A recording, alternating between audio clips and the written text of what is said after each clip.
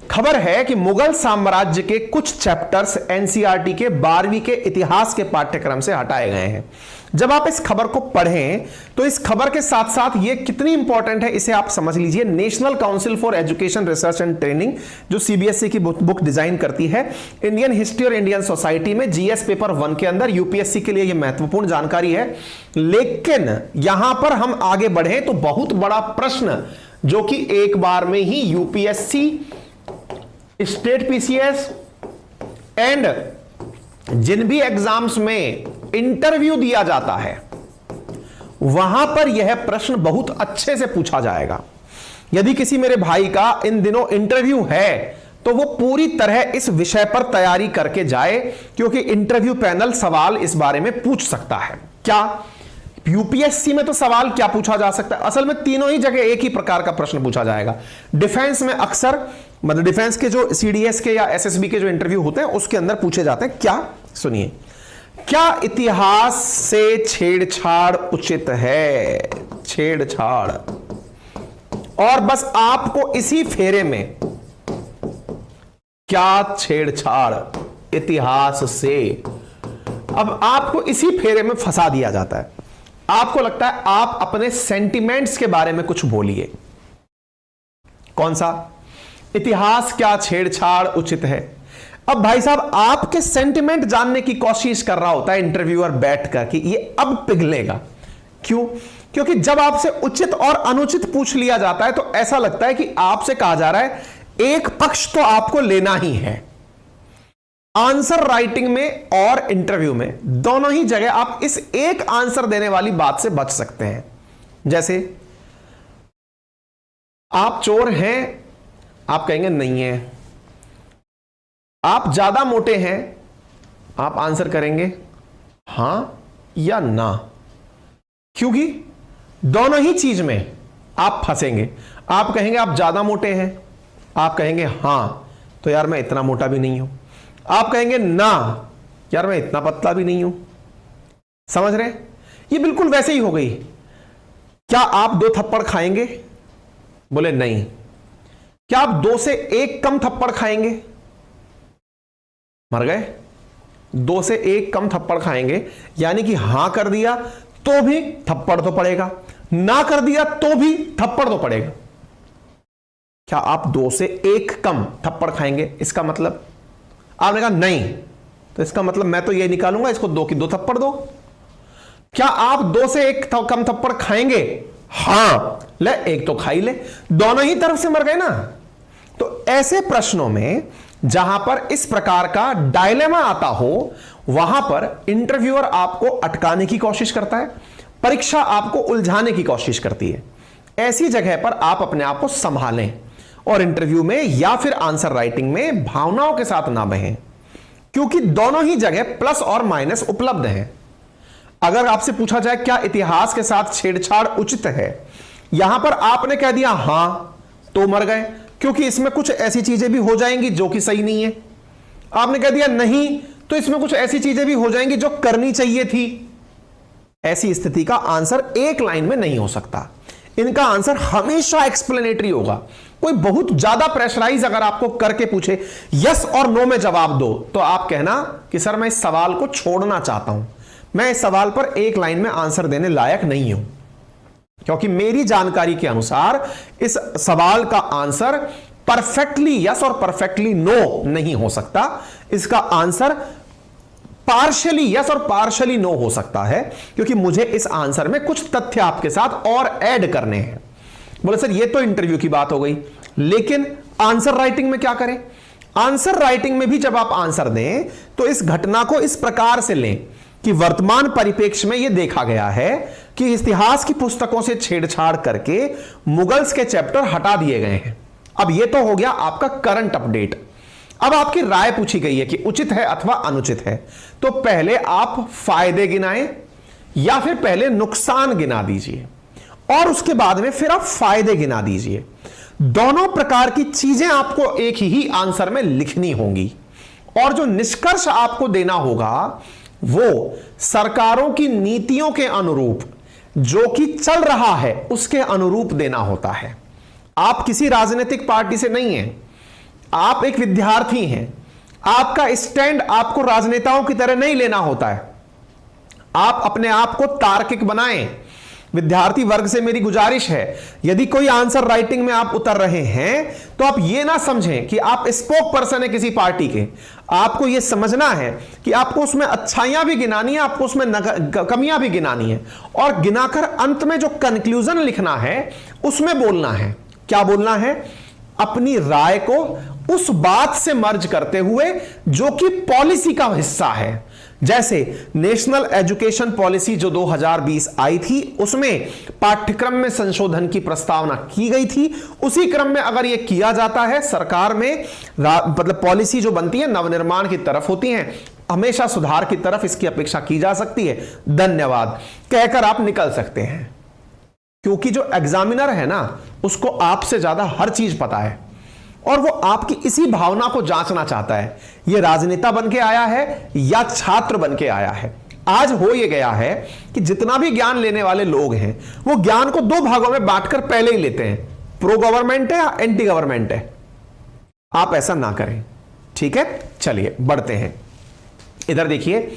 NCERT modifies syllabus chapter on Mughal empire from class 12th history book removes. अब इस खबर को जान लीजिए, why NCERT remove chapter on Mughal from history syllabus. Explanation भी आया है। क्लास 12th की किताब से कुछ बच्चे कहेंगे चलो अच्छा हुआ एक आध चैप्टर कम हुआ। देखिए, पहले तो खबर जान लेते हैं, फिर अपनी राय भी इस पर जान लेंगे, ठीक है। 10वीं और 11वीं की किताबों में भी कुछ चैप्टर्स में बदलाव हुआ है, जैसे the themes in world history, themes in Indian history part 3 और स्वतंत्र भारत में राजनीति। इन किताबों के अंदर परिवर्तन किया गया है। परिवर्तन में क्या किया, किसने किया है? तो national council of education research and training ने 12वीं कक्षा के इतिहास, नागरिक शास्त्र और हिंदी में सिलेबस में कुछ बदलाव किए हैं। मुगल साम्राज्य से जुड़ा चैप्टर हटाया गया है और हिंदी की बुक से कुछ कविताएं और पैराग्राफ हटाने का भी निर्णय लिया गया है। आप सबसे गुजारिश है, जितनी बड़ी मात्रा में आप उपलब्ध हैं, इतना सा तो कष्ट आप कर सकते हैं हमारे साथ। हम आपसे अपेक्षा कर सकते हैं कि आप वीडियो में प्रेजेंस जितने हैं वो लोग लाइक का बटन दबा दें, और जो अब तक सब्सक्राइब नहीं किए, इतनी देर से हमें सुन चुके हैं, कृपया करके वो सब्सक्राइब का बटन दिया हुआ है उसे क्लिक कर दें, ताकि आपको ऐसी जानकारियां जब जब मिले वो आप तक पहुंचाने में हमें सुविधा रहे, ठीक है। आइए, क्या है एनसीईआरटी के नए बदलाव? अपडेटेड सिलेबस के मुताबिक theme of Indian history part 2, Indian history part 2 से मुगल दरबार 16वीं और 17वीं शताब्दी और शासकों व उनके इतिहास से संबंधित अध्यायों को हटाया गया है। सिविक्स यानी नागरिक शास्त्र की किताब से अमेरिका के वर्चस्व की मतलब वर्ल्ड की पॉलिटिक्स में क्या योगदान है उसको हटाया गया है, और द कोल्ड वॉर एरा इसको हटाया गया है। यूएस हेजिमोनी यानी अमेरिकी वर्चस्व हम चर्चा करते हैं ना, वो चैप्टर नागरिक शास्त्र से हटाया गया है। इसके अलावा स्वतंत्र भारत में राजनीति की किताबों से, इंडिया इंडिपेंडेंस की पॉलिटिक्स से जन आंदोलन का उदय और एक दल के प्रभुत्व का दौर हटा दिया गया है। जन आंदोलन का उदय और एक दल के प्रभुत्व का दौर, एक दल बोले तो कांग्रेस का, और दूसरा जन आंदोलन का उदय, इन चैप्टर्स को हटा दिया गया है। इनमें कांग्रेस के प्रभुत्व की प्रकृति, socialist communist party, communist party of India, भारतीय जनसंघ आदि को पढ़ाया जाता था, हटा दिया है। एक बार के लिए इस बात का विश्लेषण यहीं कर लेते हैं, क्योंकि जो जो चैप्टर और भी किताबों में जो चैप्टर हटाए वो देख लीजिए। स्वतंत्र भारत में राजनीति की जो किताब है उसमें जन आंदोलन का उदय नामक जो चैप्टर है इसमें से वो हटा दिया गया है। 11वीं की जो बुक है उसमें themes in world history, themes in world history नामक जो किताब है उससे सेंट्रल इस्लामिक लैंड और संस्कृतियों का टकराव एंड द इंडस्ट्रियल रेवोल्यूशन जैसे चैप्टर हटा दिए गए हैं। बात की जाए हिंदी की बुक से तो गजल और गीत भी हटाए गए हैं।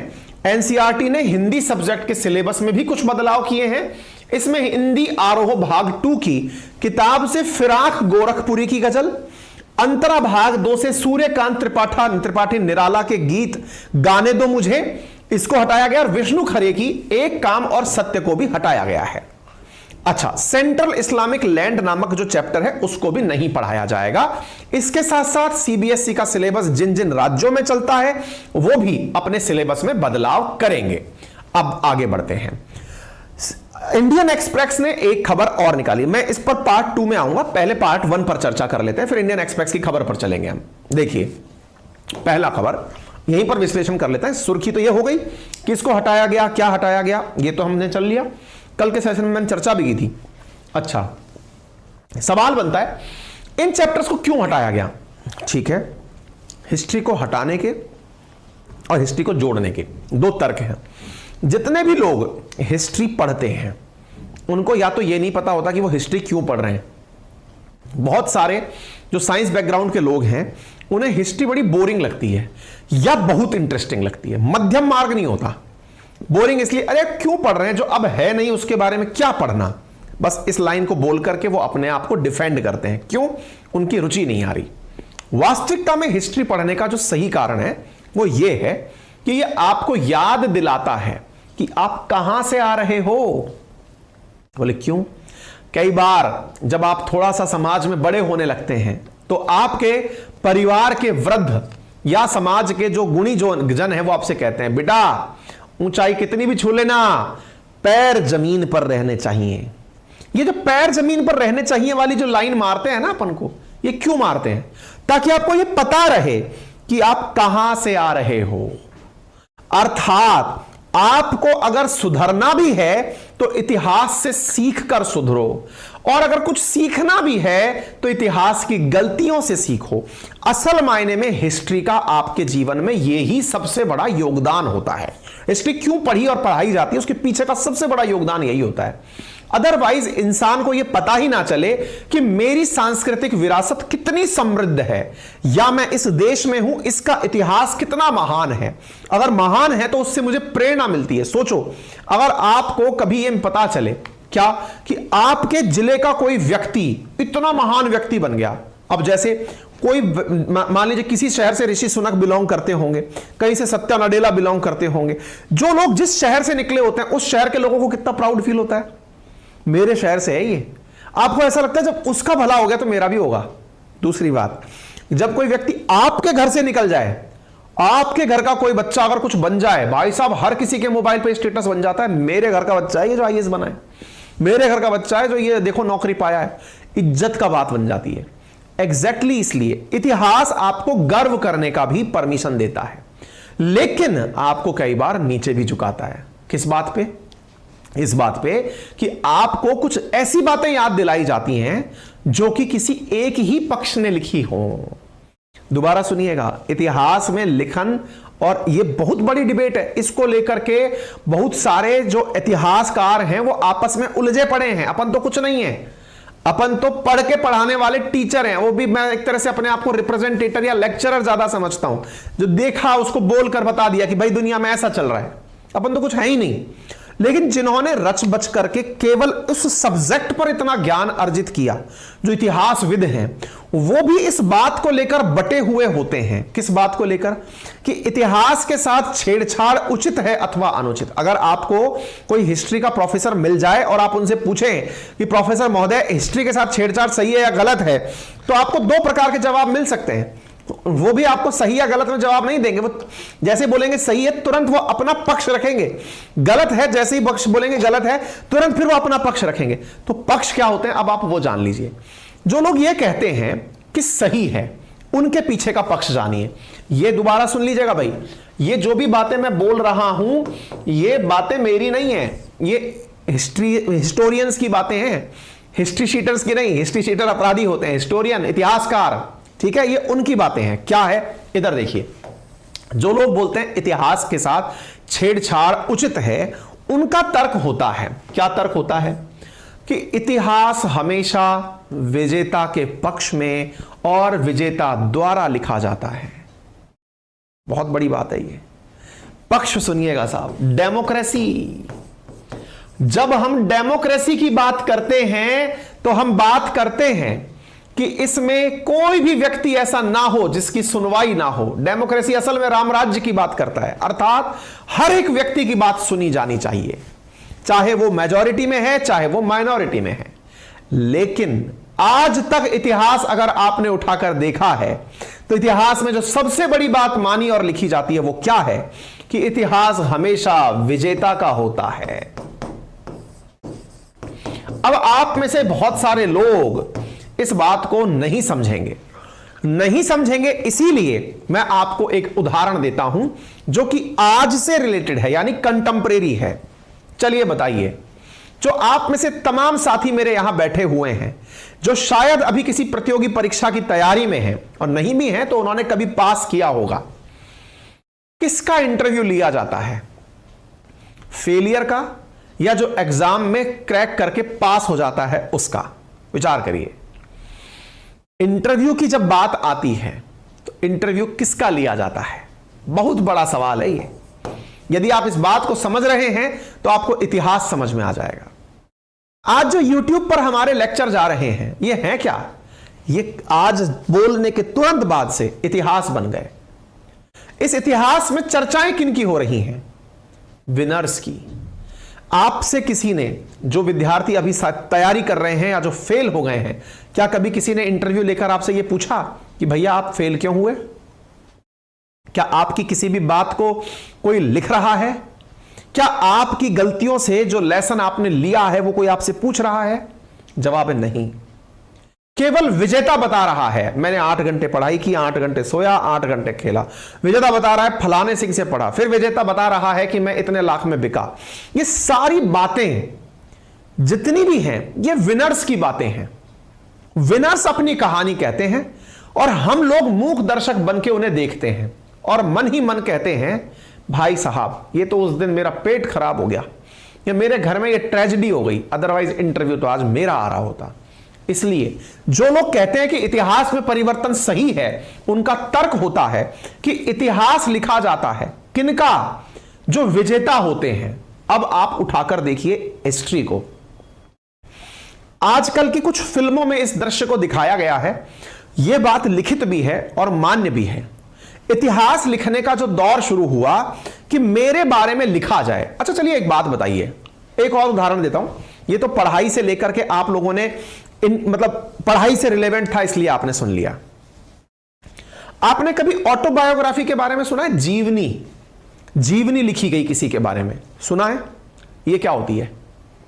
आप में से कुछ लोग ये चाहेंगे कि वो अपने जीवन की सारी बातों को एक पुस्तक में लिखें, उसे प्रिंट कराएं और उसे मार्केट में सेल होने के लिए रख दें। क्या कोई खरीदेगा? क्यों नहीं खरीदेगा? किताब है, क्योंकि आपकी कहानी किसी को इंटरेस्टिंग लग ही नहीं रही। क्यों भाई? क्योंकि आपने जीवन में कोई आयाम स्थापित नहीं किया ना। लेकिन एक व्यक्ति अपनी किताब लिखता है, उसकी एडवांस बुकिंग चल रही है।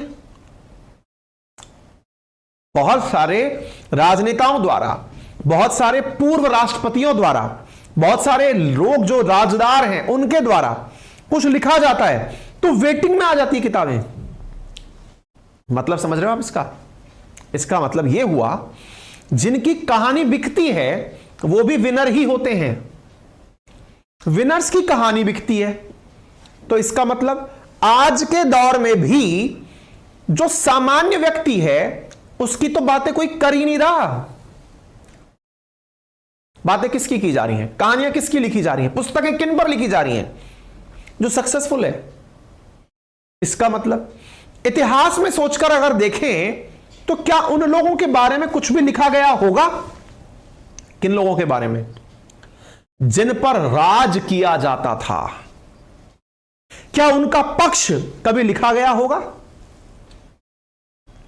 आज उदाहरण के लिए राजस्थान के अंदर राइट टू हेल्थ को लेकर प्रोटेस्ट चल रहा था।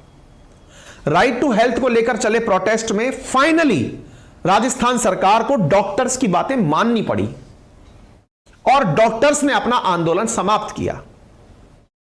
आज आने वाली पीढ़ी जब आरटीएच पढ़ेगी तो यही पढ़ेगी कि सरकार ने राइट टू हेल्थ लाई थी। क्या उसमें इतने सारे डॉक्टर्स ने प्रोटेस्ट किया था? उनके क्या तर्क थे, उनके क्या वितर्क थे, उनको भी पढ़ा जाएगा क्या? कि इतने सारे लोग सड़कों पर उतरे थे, हजारों की संख्या में लोग परेशान हुए थे, ना जाने कितनों की मौत हो गई थी क्योंकि हॉस्पिटल्स बंद थे। कोई नहीं पढ़ेगा ना। अर्थात जो शासन में है, जो सत्ता में है, वो अपनी बातें कहलाना और सुनाना चाहता है। लेख उसी पर लिखे जाते हैं, सरकारें उसी पर बातें करती हैं, इतिहास भी उन्हें ही लिखता है। किताबों में भी आरटीएच ही पढ़ाया जाएगा, डॉक्टर्स का प्रोटेस्ट नहीं पढ़ाया जाएगा। अर्थात इतिहास के अंदर जो लेखक ये कहते हैं कि इतिहास को परिवर्तित किया जाना जरूरी है, वो क्यों कहते हैं कि जिस व्यक्ति का उस दौर में इतिहास लिखा नहीं गया, लेकिन समय का चक्कर तो चलता है, वो भी तो अपना पक्ष कभी दर्ज कराएगा, जिसकी बातें कभी सुनी नहीं गई थी। मतलब एक समय था जब इंडिया सोने की चिड़िया था, बड़ी मात्रा में विदेशी आक्रांता आते हैं, भारत को लूटते हैं, भारत पर राज करते हैं, कहते हैं भारत तो हमारा है। मध्यकाल में मुगल्स आए, उनसे पहले टर्क, मंगोल, ना जाने कौन कौन सी प्रजातियां भारत आई, भारत को लूट कर खसोट कर चली गई। मजबूरी है कि आज इंडिया को पढ़ना क्या पड़ता है, बाबरनामा, अकबरनामा, हुमायूंनामा, आईने अकबरी। क्यों? क्योंकि हमारा तो कहीं किसी ने लिखा ही नहीं, हम तो कहीं पिक्चर में थे ही नहीं, हम तो शासित वर्ग में थे कि शोषित में थे, यह समझ ही नहीं आया। वो कह तो गए कि हमारा भारत है ये, हम इसकी संस्कृति लिखेंगे, लेकिन साहब आपने उस वर्ग के बारे में विचार ही नहीं किया। तो फिर वो वर्ग जब सत्ता में आएगा, जो शोषण में था, जो शोषित था, जब वो सत्ता में आएगा, वो अपनी बातें लिखवाएगा। आज स्वतंत्र भारत में जो भी इतिहास का पुनर्लेखन चल रहा है, ये उस समय के इतिहासकारों द्वारा जो बातें लिखी गई थी, उन बातों का शुद्धिकरण है। या यूं कहिए कि उनकी बातों के सामने अब उनकी बातें भी रखी जा रही हैं जिन पर पहले कभी राज होता था। उम्मीद है आपको इतिहास के बारे में उन इतिहासकारों की बातें समझ में आ रही हों कि इतिहासकार क्यों कहते हैं कि इतिहास का पुनर्लेखन जरूरी है। वो इसीलिए कहते हैं क्योंकि इतिहास के अंदर विजेता का ही इतिहास लिखा जाता है। क्या आप मेरी बात समझ पाए? दूसरा, मैं अगर आपका लेखक हूं, अच्छा हम राजस्थान से आपको बात बताते हैं, ज्यादा दूर नहीं जाते, आपको राजस्थान में लेकर चलते हैं। क्या राजस्थान के अंदर एक समाज है जिसका नाम है चारण समाज। राजस्थान का चारण समाज एक कार्य करता था, और वो क्या करता था? राजाओं के इतिहास का संकलन। कैसे? कि राजाओं ने जो युद्ध लड़े, उन राजाओं ने किस तरह से युद्ध में अपनी विजय प्राप्त की, राजा की रणनीति क्या थी, राजा ने किस प्रकार से समाज के लिए काम किया, ये सारी बातें लिखा करते थे। प्रबल बुद्धिजीवी आज भी राजस्थान के अंदर जो टॉपर्स की लिस्ट आती है उसमें चारण टॉप पर होते हैं, क्योंकि बुद्धि का ही काम था हमेशा से। अच्छा, अब ये जो चारण समाज है, ये बैठता कहां था? राजा के पास। और राजा कहता था कि माननीय, हम युद्ध पर चलेंगे, आप साथ के किसी घोड़े या हाथी पर सवार हो जाइए, और जब मैं तीर चलाऊं या मैं तलवार चलाऊं, आप साइड में रहना, या तो उसका चित्रण कर लेना या फिर उसके बारे में लिखना कि मैंने कितना गजब तीर चलाया, ताकि आने वाली पीढ़ियों को पता चल सके कि मैं कितना महान हुआ था। समझ रहे हैं आप? फिर बताइए मुझे आप, जो उस पक्ष में हार गया, या वो जो जनता थी जो वहां रह रही थी, क्या उसके पास में किसी ऐसे राइटर को अफोर्ड करने की क्षमता होती थी क्या? आंसर है नहीं। मतलब अगेन, लेखक जिसका वो जिसके एक तरह से समझिए कि जिसके क्षेत्र अधिकार में है, उसके प्रभाव में भी रहता है, और प्रभाव के तहत वो चीजें लिखता है, और प्रभाव में लिखा गया जो इतिहास होता है उसके अंदर परिवर्तन की मांग की जाती है कि साहब इसको बदलिए, क्योंकि आज वो वर्ग भी ऊपर उठकर आ गया है जो अपना इतिहास बताना चाहता है, लेकिन किसी ने नहीं लिखा था। तभी तो भारत के आज की वर्तमान में क्या हो रहा है, जो अनसंग हीरो हैं 75वें आजादी के अमृत महोत्सव पर भारत सरकार द्वारा रेलवे स्टेशनों पर, एयरपोर्ट्स पर, मेट्रोज में ऐसे ऐसे भारत के स्वतंत्रता सेनानियों की कहानियां चला चलाकर सुनाई जा रही हैं कि भाई इतिहास में भारत की आजादी में बहुत सारे लोगों का योगदान था, लेकिन उनके पास में कोई लेखक नहीं था। वो कहानियां भी आज निकल कर आ रही हैं और उन कहानियों को बोलकर, सुनाकर लोगों को बताया जा रहा है। हमें कई बार ऐसा लगता है कि आजादी कुछ चुनिंदा लोग जिन्हें भारत के इतिहास में हमने पढ़ लिया, इनके कारण ही आई थी। वास्तविकता में आजादी में, आज एक बात बताइए, जब भी कोई बहुत बड़ा आंदोलन होता है, क्या उसका लीडर ही आंदोलन करता है या उस लीडर के साथ में और भी छोटे छोटे छोटे लीडर होते हैं, लाखों की संख्या में लोग होते हैं, उन लोगों के अपने पॉइंट और मसले होते हैं। लीडर तो भीड़ का चेहरा होता है ना। उनके बारे में अब इतिहास में संशोधन किया जा रहा है। यह तर्क हुआ जो इतिहास में संशोधन करवाना चाहते हैं। अब सवाल बनता है, जो संशोधन नहीं करवाना चाहते उनका क्या तर्क होता है? उनका तर्क यह होता है, अब आपको यह बातें सुनकर के ऐसा लिखा होगा कि यार इसका मतलब तो बहुत अच्छा हुआ, इतिहास में संशोधन बहुत जरूरी है, सबकी बातें लिखी होनी चाहिए। बहुत सही। अब बात आती है जो पक्ष के विपक्ष में बात करते हैं कि नहीं, इतिहास में संशोधन नहीं होना चाहिए, तो वो लोग क्या बात बोलते हैं फिर? वो बोलते हैं कि इतिहास में संशोधन इसलिए नहीं होना चाहिए। किस लिए? क्योंकि जनाब उस समय का कोई भी व्यक्ति अब जीवित नहीं है। अब वो सुनी सुनाई कहानियां हैं, फेरी टेल्स हैं। इतिहास जिस समय लिखा जा रहा था, आज अगर बायोग्राफी किसी की लिखी जा रही है तो उस व्यक्ति की यादें इस समय एकदम ताजा हैं। आज उस इतिहास को आप एज इट इज नहीं लिख पाएंगे, आप उसे तोड़ मरोड़ कर वर्तमान के हित में, और अगेन जो वर्तमान में सरकारें हैं वो अपने हित में उसे नहीं लिखवाएंगी। क्या वर्तमान सरकारें जो ये कहती हैं कि हम उस समय के इतिहास को लिखा रहे हैं, तो क्या आज के लेखक उन बातों को जब लिखेंगे तो वर्तमान सरकारों को खुश करने के लिए नहीं लिखेंगे क्या? मतलब अगर इतिहास में संशोधन होता है, कांग्रेस का अध्ययन हटता है, तो क्या आज के लेखक ये नहीं चाहेंगे क्या कि जनसंघ से लेकर बीजेपी का उदय या बीजेपी शासन की खासियत, क्या हिंदू राष्ट्रवाद ये किताबों में ना हो? फिर ये लेखक जो संशोधन कर रहे हैं ये क्या डालने वाले हैं? फिर वही वाली बात, सही या गलत क्या होता है? आंसर केवल इतना है, चीजें सभी सही होती हैं या सभी गलत होती हैं, बस फर्क इतना है, वो उनका सही और वो आपका सही। गंभीर बात है ये। बातें सभी सही और सभी सही, सभी गलत होती हैं। फर्क सिर्फ इतना है, कुछ बातें उनकी सही और कुछ बातें हमारी सही होती हैं। क्योंकि उनका सही सही है या आपका सही सही है, उनका सही गलत है या आपका सही गलत है, ये तो दुनिया जानती है। चोर भी जब क्राइम करता है या हत्यारा भी जब मर्डर करता है, वो कन्विंस होके करता है, बेमन से नहीं जाता वो करने, फुल कन्विंस होता है कि मैंने ऐसा क्यों किया। लेकिन कानून कहता है कि ये गलत किया। समझ रहे हैं आप? यानी विपक्ष का तर्क भी उचित है। पहली बात कि जो गलतियां पहले हुई थी क्या अब वो नहीं होंगी?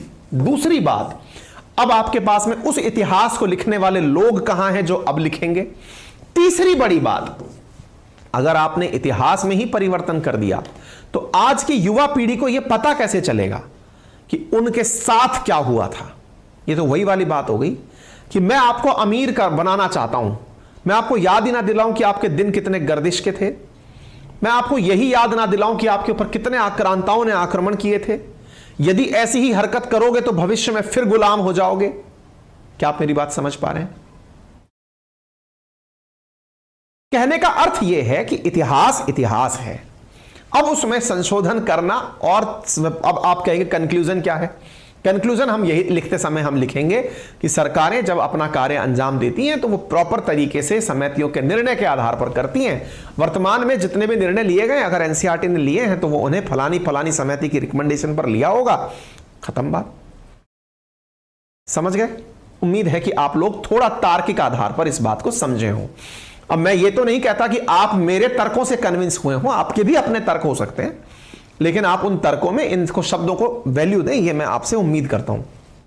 एक चीज और निकल के आई है, इंडियन एक्सप्रेस ने कल एक खबर छापी और उसने लिखा कि इन किताबों में एक काम और हुआ है। क्या हुआ है? इन किताबों में गांधी जी के ऊपर एक पैराग्राफ लिखा हुआ था, उसमें परिवर्तन हुआ है। क्या परिवर्तन हुआ है? जिसकी चर्चा कहीं नहीं हो रही थी, बोले वो काम भी हुआ है। क्या?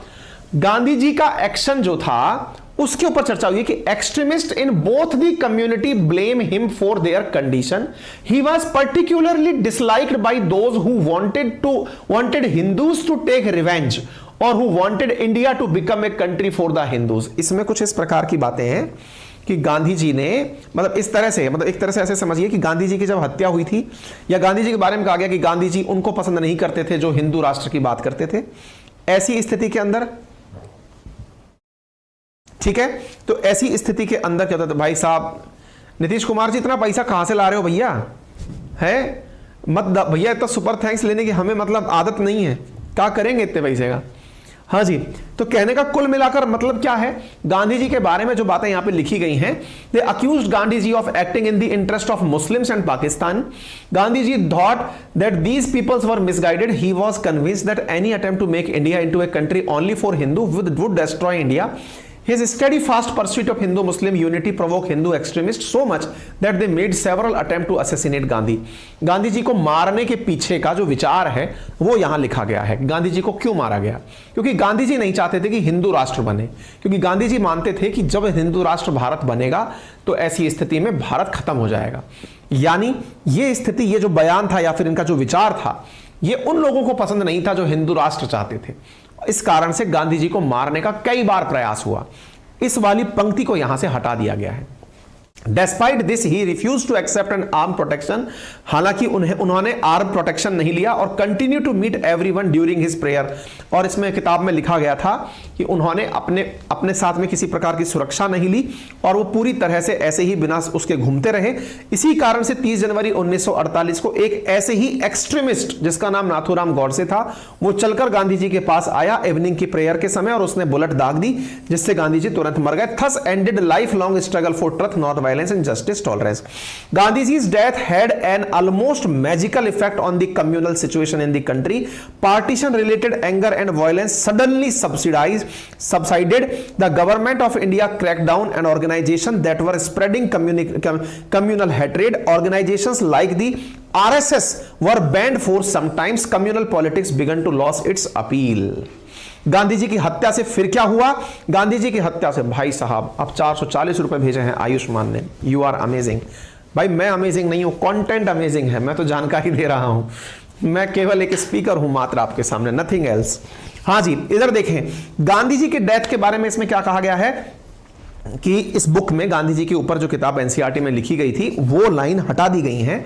वो क्यों हटा दी गई हैं? क्योंकि इसमें लिखा यह गया था कि तत्कालीन सरकार ने गांधी जी की हत्या होने के बाद में उन ऑर्गेनाइजेशंस पर तत्काल प्रभाव से एक्शन किया या कार्यवाही की जिन कार्यवाहियों ने की जो कि कम्युनल वायलेंस फैलाने का काम कर रही थी या लोगों में हेट्रेट फैलाने का, नफरत फैलाने का काम कर रही थी।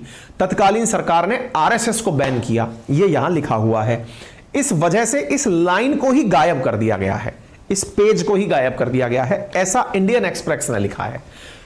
NCERT text book, Hindu extremist disliking for Mahatma Gandhi, RSS ban after assassination, ये जानकारी यहां पर मेंशन की गई है। ठीक है, NCERT drop references to Gujarat riot, Gandhi Hindu Muslim unity, RSS ban from textbook. यही कारण है कि कांग्रेस की तरफ से लिखा गया है NCERT text book effaced Gandhiji's pursuit of Hindu-Muslim unity, banning of RSS, all references to Gujarat riots, protest that turned into social movement in contemporary India, consistent with Modiji's Bharat modern Indian history should start from 2014. तो ये एक तरह से इस पर एक राजनीतिक टिप्पणी भी आई कि इन्होंने वो सारी बातें इसमें से हटा दी हैं, जो कि अब आपके दिमाग में एक सवाल बनेगा, किताब में आफ्टर ऑल डाल करके क्या फायदा, क्या होता है, किताबों में डाला क्यों जाता है? मतलब एक बहुत बड़ा सवाल तो ये भी मन में बनता है, सिर्फ डालते क्यों हैं? मतलब सारी बातें सही हैं, मतलब कई लोग तो इसी चीज में अटक रहे होंगे, हिस्ट्री में संशोधन करें कि नहीं करें, किताबों में ये चीज डालें कि नहीं डालें। मेरा सवाल तो ये है सर, डालते ही क्यों हैं? किताबों के साथ छेड़छाड़ होती ही क्यों है? बहुत बड़ा कारण है। और इसका पक्षधर मैं भी हूं। किस बात का? संशोधन का या इसका नहीं, किताबों का मन मस्तिष्क पर क्या प्रभाव पड़ता है। मेरे प्यारे साथियों, आज भारत के जितने भी शिक्षा जगत में बच्चे पढ़ रहे हैं, उनमें भारत के संस्कृति के प्रति जो सम्मान का भाव है, अपनी कल्चर के प्रति जो उनके अंदर मतलब कॉन्फिडेंस होना चाहिए, वो ना होने का जो भाव है, वो क्यों है? क्योंकि हमारी शिक्षा पद्धति में लेके किंडरगार्टन से चाहे आप आईएएस बन जाइए, चाहे आप जो बन जाएं, भारत की संस्कृति का अध्ययन ही नहीं कराया जाता कहीं। जो आपको पेरेंट्स सिखाते हैं ना कि बेटा सुबह जगो तो बड़ों के पैर छुओ, धरती मां को प्रणाम करो, सूर्य को देखो तो प्रणाम करो, बड़ों का सम्मान करो, छोटों को प्यार दो, है ना, ये सब बातें हमको किताबों में सिखाई नहीं जा रही है कहीं। सिखाने के नाम पर क्या होता है, वो स्कूल की प्रेयर में टीचर आता है, बोल के चला जाता है। हम लोगों के दिमाग में वो बात कब छपेगी? मेरा एक लेक्चर क्या प्रभाव डाल देगा क्या आपके? नहीं। जब वो बार बार आप याद करेंगे। याद कब करता है इंसान? जब एग्जाम आता है। एग्जाम में क्या पूछा जाता है? कभी भी आपसे ये बात तो नहीं पूछी जाती बड़ों का सम्मान करना चाहिए कि नहीं? वो आपका मेरिट बनाने वाला है ही नहीं। मेरिट में लाने वाली चीज क्या है? मुगल्स ने क्या किया था बताइए? उन्होंने ये 4 महल बनाए थे। इस वजह से क्या होता है, इंसान के दिमाग के पटल पर ये छप जाता है। आप में से कुछ लोग कहते हैं ना, मुझे बचपन का सब याद है, बचपन में पढ़ी थी यार ये चीज, याद है। याद नहीं है, वो याद कराई गई है आपको। एग्जाम का प्रेशर दे दे के आपके दिमाग में जिसमें कोई कंटेंट नहीं था। आज एक बच्चा जो कि एजुकेशन सिस्टम में एंट्री करता है, यदि आप उसको रामायण, महाभारत, वेदों का ज्ञान, संस्कार, गीता, ये सब पढ़ाने लगेंगे, तो उसके दिमाग में जाने लगेगा ना कि मेरी कल्चर भी कुछ है, मेरी वैदिक रीति रिवाज भी कुछ है, मेरे समाज में कुछ अच्छाइयां हैं, मेरे समाज में कुछ बुराइयां हैं। अगर वाकई में, हालांकि मेरे जैसे लोगों की तो सुनवाई कहां होती है, लेकिन आप जैसे 2-5 लोग मुझे सुन लें और पूछें कि सर आपकी राय क्या है, तो भाई साहब मेरी राय तो सच मायने में ये है, हालांकि ये बहुत एक्सट्रीम बयान हो जाएगा, लेकिन हां, बहुत से मुल्कों में ये चीज ट्राई की जा सकती है। हो सकता है भविष्य में एक दिन ऐसा आए। बच्चा जब पैदा हो ना, तो उसको रिलीजन, कास्ट, इन सब से फ्री कर दिया जाए और उसको ना सब अध्ययन कराया जाए। कौन सा वो रिलीजन लेगा, 12th तक उसको उसका ही, इसको थियोलॉजी बोलते हैं, मतलब विषयों का अध्ययन, धर्मों का अध्ययन कर ले भाई। उसका एक चैप्टर ना हर साल, एक चैप्टर, ये धर्म चल रहा है भाई, ये धर्म चल रहा है भाई, ये धर्म चल रहा है, रिलीजियस प्रैक्टिसेस देख ले। 12th के बाद चूज करना कि तू हिंदू बनेगा, कि तू मुस्लिम बनेगा, कि तू कोई धर्म ही फॉलो नहीं करेगा, कि तू ईसाई बनेगा, कि तू सिख बनेगा, जो बनना है बन यार, तू 12th के बाद डिसाइड कर लेना तेरे को जो बनना है। और हां, जिस तरह का तू प्रोफेशन चूज करेगा ना 12th के बाद, उससे तेरी कास्ट डिसाइड होगी। तू डिफेंस में जाएगा, चल जा भाई, तू क्षत्रिय बन जा। तू कृषि करेगा, चल तू ओबीसी बन जा। तू देश के अंदर जितने भी कृषि कार्य हैं या देश निर्माण में जितनी भी प्रकार की प्रक्रियाएं इन्वॉल्व है वो करेगा, चल तू शूद्र बन जा भाई। चल तू बनकर के टीचर का काम करेगा, चल तू पंडित बन जा भाई। समाज में सबका महत्व है, पहले ऐसे ही तो होता था। कोई व्यक्ति अपने इंटरेस्ट से काम कर ले।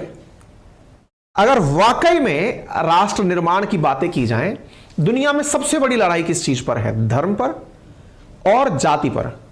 खत्म करने का सबसे अच्छा तरीका क्या है?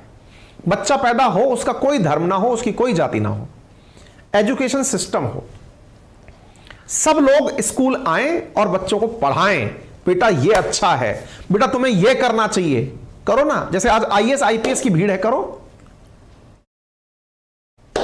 तब खैर ये मेरे विचार हैं, उससे क्या फर्क पड़ता है, लेकिन हां, मैं ऐसा राष्ट्र चाहता हूं। मैं मतलब ये कल्पना ही है, लेकिन अगर ऐसा हो तो शायद ये अपने आप में एक बहुत उच्च लेवल का होगा। खैर ठीक है साहब, ये उम्मीद है आपको बात समझ में आ गई होगी। नेशनल एजुकेशन पॉलिसी की बात हुई थी, ये मैंने बता दिया आपको। नेशनल एजुकेशन एनसीईआरटी का मतलब क्या है। हाँ, एक बहुत बड़ी जानकारी मैं आपको देना चाहता हूं, वो आप सभी स्वीकार करें, और वो जानकारी ये है कि अपनी पाठशाला, जिसका लिंक मैंने कमेंट बॉक्स में पिन किया हुआ है, हमारा अपना एप्लीकेशन, इस पर एक बड़ा सरप्राइज जो मैंने पहले भी अनाउंस किया था, फिर एक बार अनाउंस कर देता हूं। यदि आप में से कोई भी साथी इस कोर्स को ज्वाइन करता है, तो ज्वाइन करने पर उन्हें जो मार्च में हमने वर्ल्ड ज्योग्राफी पढ़ाई थी, अब वो भी विजिबल हो जाएगी। इसके पीछे का बड़ा कारण यह है, हम करना तो नहीं चाह रहे थे, लेकिन बहुत से विद्यार्थियों ने कहा कि सर हमने मैपिंग तो ले ली, लेकिन हमारा, जब आप वो बोलते हो ना मैपिंग के अंदर पढ़ाते समय कि इस देश का इतना पीछे टाइम है, ये इस टाइम जोन पर है, यहां पर प्रेशर बेल्ट्स है, यहां सरगासो सी है, सरगासो सी में बरमूडा ट्रायंगल क्यों बनता है, जहाज क्यों डूबते हैं, जब आप ये चीजें समझाते हो तो हमें लगता है कि काश हमें वो पता होता कि वर्ल्ड ज्योग्राफी में क्या था। इसलिए हमने उन सभी विद्यार्थियों के लिए जो आज मतलब हमारे साथ में इन दिनों वर्ल्ड मैपिंग में एनरोल हो रहे हैं, उन सभी विद्यार्थियों को मार्च में पढ़ाया जाने वाला वर्ल्ड ज्योग्राफी का कंटेंट भी विजिबल होगा। यदि आप चाहते हैं हमारे साथ जुड़कर पढ़ना तो अपनी पाठशाला पर पूरी ज्योग्राफी, पूरी पॉलिटी, पूरी इकोनॉमी और हिस्ट्री बहुत ही शानदार इसी तरह बोर्ड के थ्रू एक्सप्लेन करते हुए आपको उपलब्ध कराई जा रही है मात्र 1999 में, जो कि उपयोगी है UPSC, state PCS, SSC, railway, defence, उन सभी एग्जाम्स में। जैसे अभी जितना हमने वर्ल्ड ज्योग्राफी पढ़ाया था उसी में से मतलब बहुत सारे परीक्षाओं में बहुत सीधे सीधे प्रश्न निकल कर आ गए हैं। मैं ये वादा करता हूं कि यदि आपने ये साल भर का कोर्स, ड्यूरेशन का कोर्स पढ़ लिया, तैयार कर लिया, जिसकी मियाद लगभग 7 से 8 महीने होगी, तो यह मानकर चलिए कि आपको बहुत सारा मुनाफा होगा। परीक्षाओं में सीधे सीधे क्वेश्चंस और थॉट प्रोसेस एकदम उच्च लेवल की हो जाएगी। सीधा डिजिटल बोर्ड से पढ़ाई की जा रही है। पूरा कंटेंट आपको लिखित में पीपीटी, पीडीएफ के रूप में प्रोवाइड कराया जा रहा है। क्लास को कितनी भी बार देखने की आजादी है। आप वीडियो को मल्टीपल टाइम किसी भी स्पीड पर चला के सुन सकते हैं। ये क्लासेस पूरी तरह से इंटरेक्टिव हैं, लाइव क्लासेस हैं। इतने सारे सब्जेक्ट्स को आपको यहां पर इतनी कम कीमत पर पढ़ाया जा रहा है, तो फिर अपनी पाठशाला कहां से लें? तो कमेंट बॉक्स में हमने अपनी पाठशाला का लिंक पिन किया हुआ है और गूगल प्ले स्टोर पर अगर आप सर्च करेंगे अपनी पाठशाला तो ये आपको विजिबल हो जाएगी। आप वहां से इसे डाउनलोड कर सकते हैं। ऑलरेडी 1 लाख से ज्यादा हमारे साथियों ने इसे डाउनलोड किया हुआ है और यहां पर ऑलरेडी हमारे मित्रों ने हमें 4.9 की स्टार रेटिंग दी है। जो हमसे पढ़ाई कर रहे हैं, कंटेंट देख रहे हैं, उन सबका ये है। तो उम्मीद है कि आप लोगों की डिमांड पर अब जो ये मैपिंग की क्लास है ये आपको वर्ल्ड ज्योग्राफी के साथ भी मिलेगी। वो मैपिंग 3 तारीख से शुरू हुई है, वो सारी क्लासेस भी आपको मिल जाएंगी। जल्दी से उसमें आप एनरोल कर लीजिए और अपने अपने आप को यहां पर तैयार कर लीजिए। ठीक है, किसी भी प्रकार का अगर कोई प्रश्न है आपके पास तो यहां पर आप इन नंबरों पर कॉल करके हमारे साथ में किसी भी प्रकार के संवाद को स्थापित कर सकते हैं, कोर्स रिलेटेड अगर कोई क्वेरी है तो। ठीक है, डन। चलिए, धन्यवाद। बड़ों का सम्मान करें, छोटों को प्यार दें, अपना व्यक्तित्व इस प्रकार से विकसित करें कि महिलाएं आपके साथ सुरक्षित और सम्मानित महसूस करें। धन्यवाद।